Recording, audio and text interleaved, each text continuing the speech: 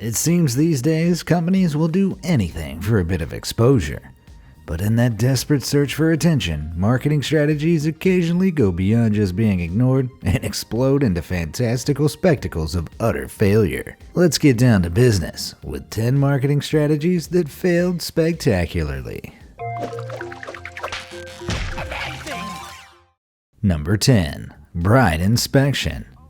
In 2017, Audi's Chinese marketing team learned that comparing women to used cars is a seriously wrong turn after they released an ad promoting their used cars. In the ad, we see two people about to get married, and in the middle of the ceremony, however, the groom's mother begins physically inspecting the bride with no care for her comfort or consent.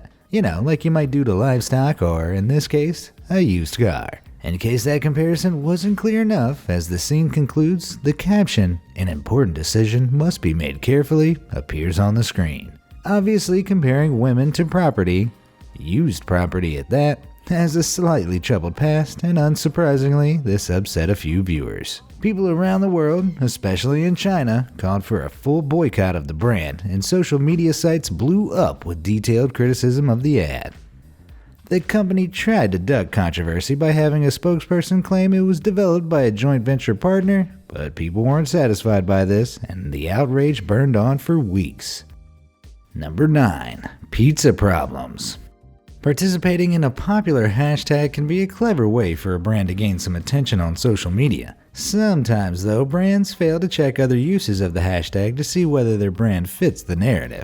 This was precisely the case with DiGiorno Pizza's Twitter account in 2014. Around that time, hashtag Why I Stayed and hashtag Why I Left were trending across social media in a collective effort to raise awareness about domestic violence and the nuances of each victim's situation. DiGiorno assumed the hashtag related to relationships in general, not necessarily abusive ones.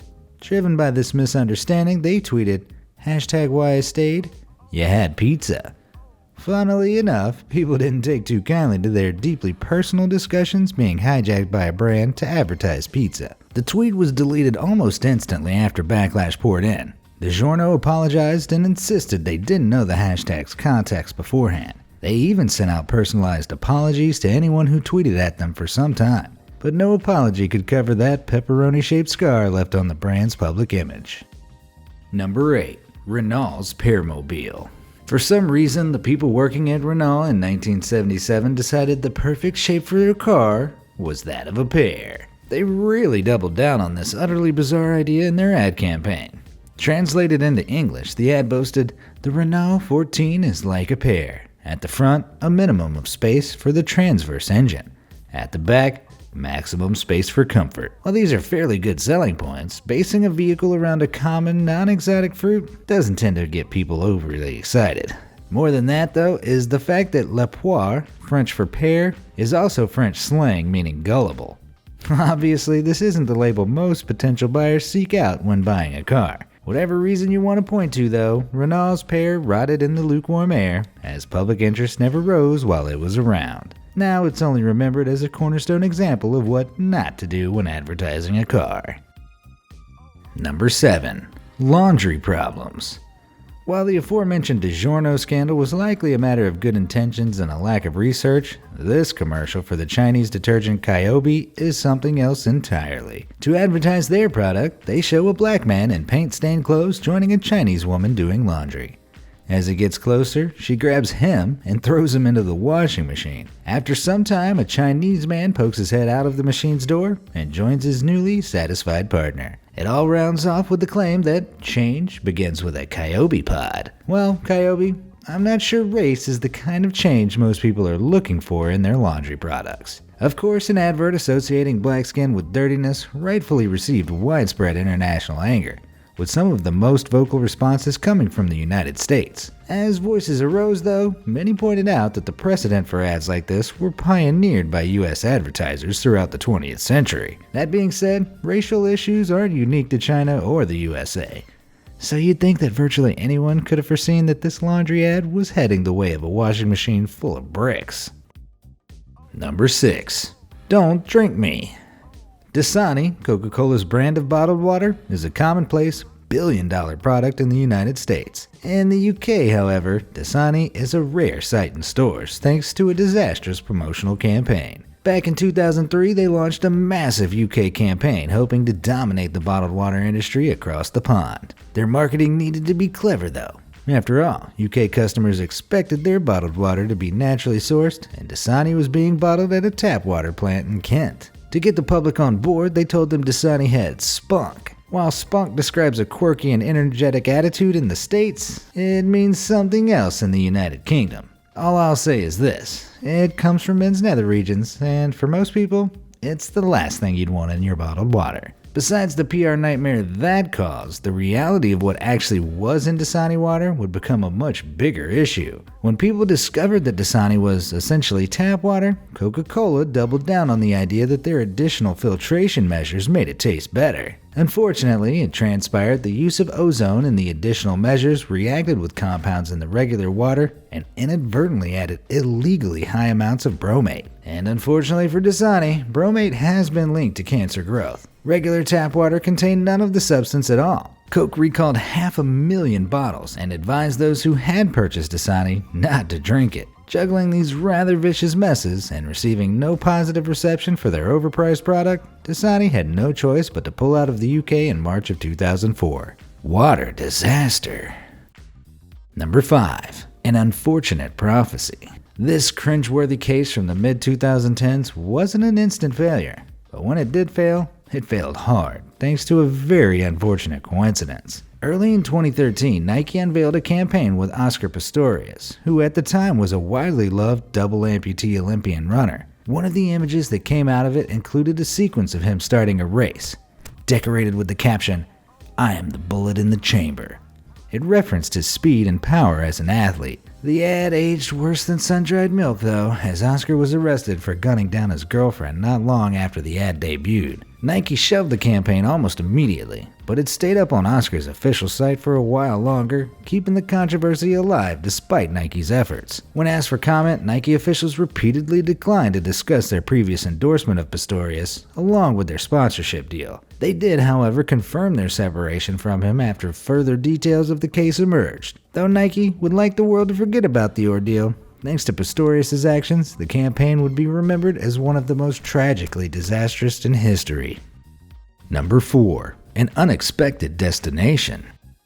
Back in 2015, a German woman scanned the QR code on the back of her ketchup bottle, expecting to be taken to the Heinz site for a design-your-own-bottle contest. But the URL the QR code led to featured images that don't pair particularly well with dinner. When it unexpectedly took her to a pornographic website, she decided it was worth sharing on Facebook, and the discovery went viral overnight. Upon inspection, Heinz discovered that the QR code had expired after the end of the promotion and had been snagged by a porn site looking for some extra marketing. That's some creative brand exposure from the naughty website, but without sounding like Ned Flanders, risking exposing children to that kind of content seems a little immoral. It's certainly a funny story, but not many condiment companies want to be associated with the carnal arts. But if anyone's into that, it seems Heinz is the way to go. Number 3. Toothpaste for dinner. If I were to tell you that at one point, toothpaste powerhouse Colgate tried to expand their market into frozen dinners, your initial reaction probably tells you why it didn't work. It's just wrong. I mean, what next? Toothpaste and fresh orange ice cream? Without stopping to think whether they should, in the early 80s, Colgate launched their Kitchen Entrees range. The total left turn from the purely toothpaste-focused company made people wonder, why? And how? Would they be putting toothpaste in the food? Was the food meant to clean your teeth like dog treats? These types of questions made the debut of Colgate Kitchen Entrees in 1982, the height of the frozen dinner craze, an extremely weird one. The products in reality were surprisingly normal, offering relatively healthy, bland selections of microwavable dinners. But despite the fact that they were essentially just standard microwave meals, the attachment of the Colgate name ensured a certain level of weirdness stuck to them. The weirdness, unfortunately, didn't lead to purchases out of curiosity, and the product brushed itself off the shelves soon afterwards. Number 2. The Ultimate Trade. In 2018, a Domino's branch in Russia was looking for a way to promote their brand more aggressively than ever before. Someone in the promotions department must have had a few too many slices of extra spicy, because they came up with a pretty crazy way to gain some publicity. Their idea was something along the lines of, why not have people tattoo our logo on them in exchange for 100 free pizzas a year for life? This plan, crazy as it sounds, might have been both eye-grabbing and lucrative if they had just accounted for one thing. People really like pizza, and the only thing they like more is getting it for free. One thing led to another, and after just 5 days, more than 350 people got prominently displayed tattoos to secure their lifetime cheesy fix. Unable to keep up with this massive non-paying customer base, the branch had to shut down the promotion after begrudgingly handing out 381 free pizza certificates to loyal participants. As for those participants, I'm sure you'll agree, a tattoo was a small price to pay for free pizza every 3 days or so for life. Although following that kind of diet may turn a lifetime supply into about a year, if your arteries have anything to say about it, but at least that would slightly lighten Domino's profitless pizza commitments. Number 1. Bouncing Back. The story of Malala Yousafzai is an extremely powerful one, so it's understandable it might be used by a charity or humanitarian group for their purposes. Advertisements for a mattress company, on the other hand, are the last place you'd expect to see reference to Yousafzai's story. Her story, for those of you who don't already know, made her the youngest ever recipient of the Nobel Peace Prize in 2014, at age 17. Malala had been an active advocate of education rights for women in Pakistan, which resulted in an assassination attempt by Taliban activists who opposed female education. They shot Malala and left her for dead, but she survived and told the world her story. So, if you were the head of a PR company, how would you use the story of Malala Yousafzai to advertise your clients' mattresses? If your answer to that question is, what's wrong with you? I would never consider doing such an insensitive and callous thing. Then you're already doing better than the India arm of PR firm Ogilvy and Mather in 2014.